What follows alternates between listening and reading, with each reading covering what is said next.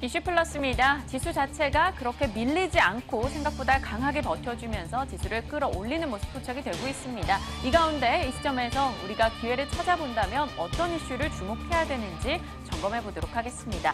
자, 우선에서는 시장 이야기 해봐야겠죠. 외환시장 움직임과 더불어서 최근에 이슈가 되고 있는 수급적인 이야기도 다뤄보도록 하겠습니다. 자, 두 번째는 대형주 실적 소식이 오늘 굉장히 많이 전해졌습니다. 그리고 장 마감 이후까지도 줄줄이 실적 발표가 예정되어 있는데요. 그와 관련한 이야기도 다뤄보도록 할게요. 세 번째입니다. 오늘 하나테크인과 LIG 넥스원 주가가 극명하게 엇갈리고 있습니다. 어떤 이슈가 있었는지 그리고 앞으로는 어떻게 전개가 될지 점검해 볼 거고요. 한솔 폐지와 한솔 제지와 동부제철 등에 대해서도 이야기 다뤄보도록 하겠습니다. 자, 먼저 시장 이야기 해보도록 할게요. 오전 10시 30분이었습니다. 이 코스피가 2020선 이탈하는 모습, 2010선까지 내주는 모습도 있었는데요. 그 뒤로 시간이 갈수록 다시금 회복해 나가는 모습 포착이 되고 있습니다. 자, 이웃나라인 일본에서 오랜만에 엔화 약세 소식이 전해지면서 일본 니케이 지수도 2.5%까지 상승 탄력 키우는 모습 포착되고 있는데요. 자, 이 가운데 우리 시장 어떻게 움직이는지 점검해 보도록 할게요. 자, 지수가 오늘도 그렇고 최근에 올라온 것은 며칠 전에도 말씀을 드렸습니다만 외국인의 수급 요소가 상당합니다. 자, 시장에서 많은 이들이 시간이 갈수록 외국인이 매수해주는 것은 엔고가 지속되고 있기 때문이다라고 이야기하고 있습니다. 오늘은 조금 주춤하고 있습니다만 사실 엔고는 지난 연말부터 꾸준하게 있어왔던 일이었죠. 엔달러 환율의 움직임을 보시면 이렇게 하락세를 기록하고 있습니다. 엔달러 환율이 내려간다라는 것은 달러가 약세를 기록하고 있고 엔화 가치가 상승하고 있다는 것을 뜻하고 있겠죠. 근데 보시면 2월 달부터 해서 크게 내려온 것을 확인할 수가 있습니다. 이 시기에 외국인들이 일본에서 빠져나와서 한국의 주식을 샀다라는 것이 바로 숫자로 증명되고 있다고 하는데요.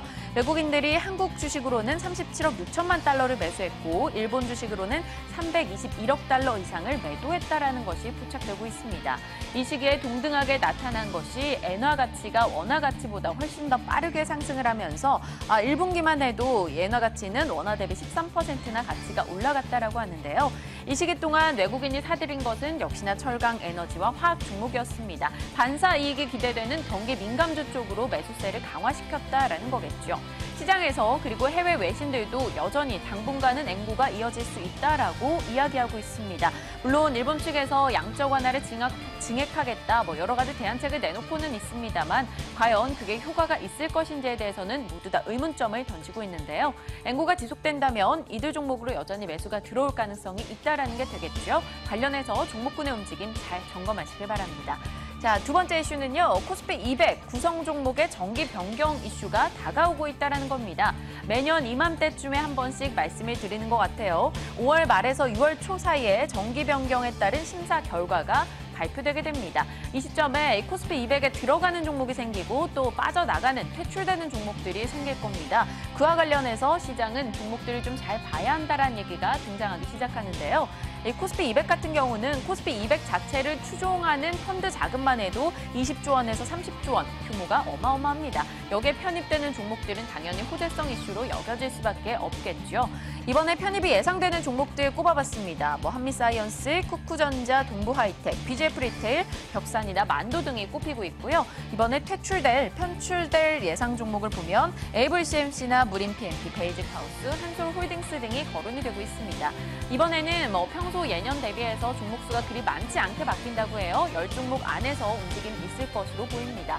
자, 그럼 편입과 편출 예상 종목을 알았습니다. 이 가운데 우린 어떤 전략을 해야 될까요? 시장에서 많은 분들이 이야기하는 내용을 들어보면 일단 편입 종목은 사전에 매수하자, 지금 이 시점부터 좀 관심을 가져보자라는 얘기가 나오고요.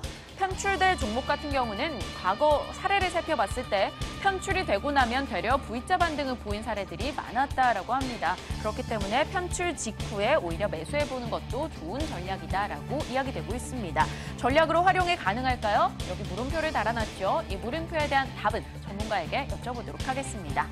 자, 두 번째 이슈로 가보겠습니다. 오늘 정신 없으셨을 것 같아요. 저만 해도 그렇고요. 정말 모처럼 실적 시즌이 도래했구나라는 것을 실감했습니다. 오늘 대형주들의 실적 발표 굉장히 많았는데요. 관련한 내용들 정리해보도록 할게요. 자, 보시면 어제도 말씀을 드렸습니다. 오늘 실적 발표가 예상이 됐었던 그리고 실적 발표를 한 기업들인데요. LG화학도 있고요. 신한지주나 KB금융 등의 은행 쪽 금융주도 보입니다. 그리고 제일기획과 동부제철, 대림산업, 현대시멘트, 업종도 다양하게 이 종목들이 실적을 내놓는데요. 관련해서 발표된 기업들 좀 점검해 보도록 할게요. 자, 먼저 LG화학의 실적부터 확인해 보겠습니다. 실적을 발표했습니다. 1분기 실적은 영업이익 4,577억 원을 기록했는데요. 전 분기 대비해서 30% 증가세를 나타냈습니다. 영업이익이 4천억 원대를 기록한 것은 2013년 이후 3년 만입니다. 일단 기초 소재 부분이 좋았고요. 정보전자나 전지 부분은 조금 적자를 기록했다는 아쉬움이 있죠. 눈에 띄는 것은 LG화학 같은 경우는 최근 흐름이 좋았었습니다. 그런데 오늘 실적을 발표한 직후부터 주가가 내림세를 기록했다라는 거죠. 실적 영업이익 나쁘지 않았습니다. 그럼에도 불구하고 실적 발표 직후에 차익 실현 매물을 맞으면서 주가가 내림세를 기록했습니다. 다른 종목도 한번 보시죠. 자, SO일입니다. SO일, 에너지 쪽 저희가 계속 실적이 좋을 것이다. 많은 전망을 내놓은 바가 있었습니다. 안정적인 정제 마진과 높은 가동률 등으로 인해서 정유 부분 실적 굉장히 좋았고요. 석유화학 부분도 매출이 좋았습니다. 이 때문에 2013년 3분기 이후 최대의 실적을 보인 바가 있다라고 하죠. 전년 동기 대비해서 영업이익이 무려 106%나 증가했다라는 소식이 전해지고 있습니다. 매출액은 살짝 줄었는데 영업이익이 늘었다라는 것은 결국 원가 하락에 따른 정제 마진의 개선이 포착이 됐다라는 거겠죠. 이 때문인지 SO일은 오늘 실적 발표한 직후부터 치고 올라나가는 모습이 포착이 되고 있습니다. 이게 12시 30분 기준의 차트인데요. 확인해 보니까 지금도 이 정도의 흐름을 기록하고 있는 것이 보여지고 있더라고요. 자, 또 다른 종목은요. KTNG입니다. KTNG는 예상 외였어요. 우리 모두 실적 그다지 기대하지 않았었던 종목입니다. 그런데 매출 부분이 크게 개선이 됐다는 소식이 전해졌어요. 그 역할을 해준 게 바로 해외 담배 부분의 판매가 좋았다라고 합니다. 2억 934만 달러를 기록하면서 1988년 이후 수출하기 시작한 이후부터 분기로 봤을 때는 사상 최대 수준을 나타냈다라고 합니다. 기대하지 않았던 종목이었기 때문일까요? 오늘 실적 발표난 직후에 급등세로 돌아서는 모습 확인이 됐습니다. 지금 이 시각 현재 5% 이상 강한 탄력을 보여주고 있는데요. 새로운 또 52주 신고가를 기록 중이죠. 이와 관련해서도 이야기 좀 나눠볼 필요가 있겠네요. 자, 포스코입니다. 포스코 아직 실적 발표되지 않았습니다. 하지만 오늘 장에서는 또 강하게 치고 올라가면서 상승 흐름을 보여주고 있죠. 실적에 대해서는 시장 전망은 나쁘지 않을 것이다. 이 정도로만 전망을 하고 있는 상황이고요. 오늘 포스코를 끌어올리는 것은 실적 외적인 요소가 있습니다.